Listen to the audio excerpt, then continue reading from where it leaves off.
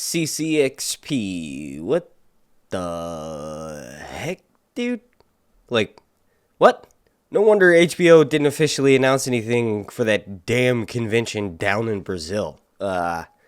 Anyway, we didn't get anything for House of the Dragon yesterday, so obviously I was up late last night, and then I woke up early this morning, and morning's here, the morning's here, sunshine is here, I'm thinking like, yo, I gotta feed the people, I gotta give the people something, all the need for entertainment, right? So in this video, I'm just going to go through every single thing that I think could happen in the first episode. Now, okay, let me walk that back a bit. Not every single thing. Obviously, that would take, well, 56 minutes, the entire runtime of an episode. But I'm going to go through some of the basics of what I think to expect from episode 1 of House of the Dragon, the Game of Thrones prequel series. Before I jump into any of that, please do me a massive favor and slap a like on this video, as a like goal is going to be 420. Then also, make sure you're subscribed and turn those notifications on, all the way on, like 2 and 11. So that way, you'll get an alert every single time I drop a video for the wait for House of the Dragon Season 1 or anything A Song of Ice and Fire related as it's known on this channel, the Long Night. Now remember, take this leaked information with a grain of salt, because it could be a load of horseshit. Nothing is confirmed until it airs on our screens. Now here's your sign. Let's begin.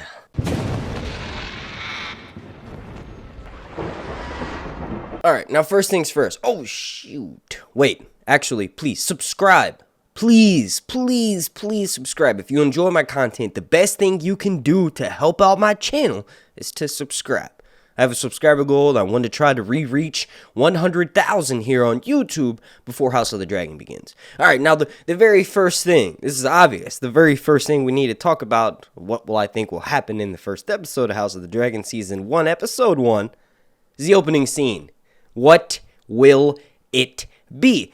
Dragons! Obviously, the show's called House of the Dragon. It makes the most sense if we start this series with someone like Daemon Targaryen, someone like Rhaenyra, perhaps Rhaenyra, right? We need to see a dragon rider. That's what this show is about. It's about the civil war from Targaryen history known as the Dance of the Dragons. This is the time that destroyed all of them. So obviously, this show is going to begin and end with a dragon scene, right?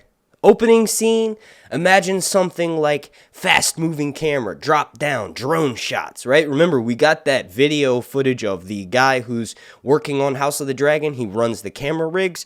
He specializes in drone shots, right? So there was a video several months ago. Go follow me on Twitter at Sir_Hunts. Just look back through my feed. I retweeted it. But basically, this guy does amazing work with drones. That's important because we're going to be getting dragon POV shots. That's what's going to be the opening scene for this show called House of the Dragon. We're going to be getting fast-paced, swooping shots. These Targaryens are way more adept at riding dragons. They've been doing it their entire life, not so much like with Daenerys, and then Jon Snow, and then the Night King. Like, obviously, those three riders bonded with their dragon.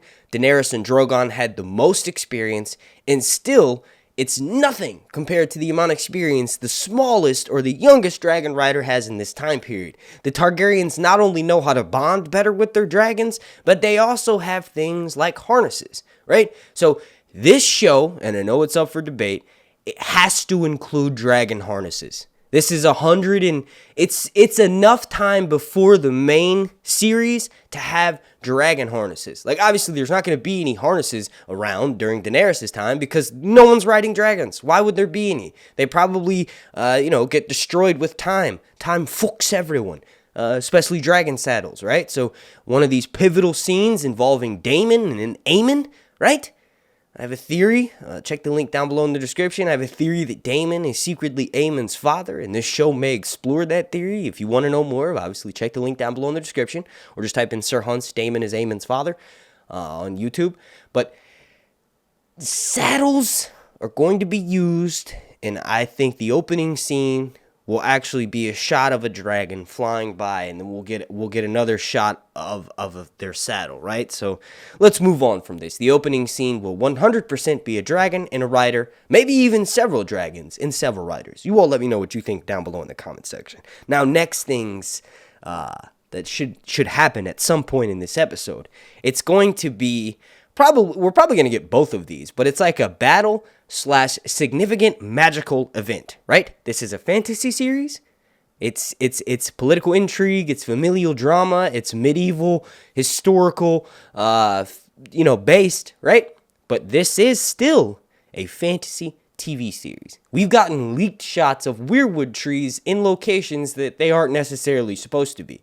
That means that Condor is obviously influencing the magical input. And here's the thing to sort of defend taking liberties in this adaptation, right? So everything we know about the Dance of the Dragons is recorded in the annals and the history books by the Maesters. The Maesters are very much anti-magic. Like they want to control magic. They don't want anyone else to have it. And one of the ways of doing that is by controlling the knowledge of it, right? So all of those, let's say, fire magic abilities that the Targaryens possessed during this time period are not mentioned in the history books. So when we're watching the live adaptation of it, we're going to get to see all of those aspects explored. Like basically what I'm saying, like if the Maesters are around during this time period and they're recording what happened, and obviously that's not necessarily the case, some of these Maesters that are telling us this story weren't even alive during the events that it was happening, right? So very few people survive the events of the Dance of the Dragons. But anyway, the Maesters are the ones who are telling us this story. So they're going to exclude some of the more magical elements. Obviously, there's an increased presence of dragons, so we know there's an increased presence of magic. Ryan Condal's a fucking genius by bringing in something like weirwood trees, right? So in the books, there's a moment where Daemon is trying to he knows he's being watched by Aemon. Aemon's wife, not really wife, I guess you could say slut, bed, wench, I don't know, whore, whatever. Alice Rivers is known as someone to dabble in magic. Aemon, his eye is magic, right? So Daemon slashes at this weirwood tree to sort of taunt Aemon. It's not exactly known why, but a lot of people just from hearing about it think that it's kind of like a hostage situation. Like he's like hurting Aemon because he knows Aemon is watching him through the weirwood net, and every time he slashes at the tree, he's basically taunting Aemon like, hey bitch, you're watching me, you're waiting for the right time to attack, but here it is. In the actual like main A Song of Ice and Fire universe, the 13 slashes that Daemon puts on a weirwood tree in Harrenhal still bleed to this day. And there's several other characters like Arya that interact with it, right? So everything that I'm getting at here, this whole jumbled mess of like Aemon, Daemon, magic, right? So it's going to be further explored. And in this first episode, we're going to have magic explored further. Like we're going to get to know at least it's going to be set up in the very first episode that magic will be further explored in this time, and some of the greater mysteries that we didn't know about during the main Game of Thrones universe are going to be explained in this show, right? Like for the adaptation universe, maybe not necessarily 100% concrete, the same thing will happen in the books, right? We'll get just some more explanation for magic in this world. And then also kind of what I was saying is battles, right? So we know that there's going to be heavy flashbacks to Daemon's and the Stepstones and when he was conquering. Remember, he carved out his own kingdom down there. So the battle is going to happen also in this first episode. Several battle sequences, to be more specific. I mean, remember, Miguel Sapochnik, who's the showrunner for this series, was famous for the Battle of the Bastards. The next thing I want to talk about, this is not necessarily an event that will happen in the episode. It's more so like how many cast members will we get to see like with screen time in the first episode. So one of the other things that I wanted to talk about was the runtime. I think it's going to be anywhere from 55 to 59 minutes. That's like the sweet spot for Game of Thrones episodes. Maybe since this is the opening, not just of like a season, this is the opening episode for a new series entirely. Maybe we'll get something crazy and we'll actually get like a full hour plus of entertainment. You all let me know how long you think the first episode will be down below in the comment section. But getting back to the main thing that I just mentioned is how many cast members are we going to see in this first episode? And to answer that question, well, we could actually just go look at the HBO.com/House of the Dragon main site, right? So every single cast member that they first announced, plus the second. So the first and second round announcements are going to be the characters we get to spend time with in the first episode. Now, obviously, every single one of them won't have as much screen time as the other one, but they're going to be named characters that will have a scene that'll be pivotal in the episode. And then we'll interact with some of the main characters like Daemon and Rhaenyra and King Viserys. So, of course, that's, let's see, Viserys, Alicent, Rhaenyra, Daemon for the top 4 of the episode. They'll have the most screen time. Then, obviously, Corlys Velaryon, Rhaenys, Otto Hightower, Mysaria. Hey, you're probably like, what the hell? He keeps doing these weird intro things, and it throws off the pacing of the video.